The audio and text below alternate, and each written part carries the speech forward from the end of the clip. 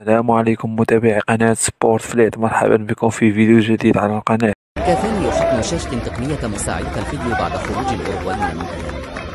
حطم المهاجم الأوروغوياني إدينسون كافاني جهاز تقنية التحكيم بمساعدة الفيديو عقب خروج منتخبه مبكرا من دور المجموعات. وأخفقت الأوروغواي بالتأهل إلى الدور الثاني رغم تفوقها على غانا بهدفين نظيفين لتخرج مبكرا، فيما تأهلت كوريا الجنوبية بفارق الأهداف رفقة البرتغال. وخلال خروجه من أرضية استاد الجنوب بمدينة الوكرة، قام كافاني بضرب جهاز الفر بيده ليسقط مباشرة على الأرض وسط ذهول من طاقم التحكيم واللجنة المنظمة للمونديال. وودعت أوروغواي دور المجموعات لأول مرة منذ نسخة 2002. ويعد مونديال قطر آخر بطولة كبيرة سيشارك فيها كافاني رفقة الأوروغواي، إذ بلغ 35 سنة، ومن المتوقع أن يعلن اعتزاله الدولي قريبا.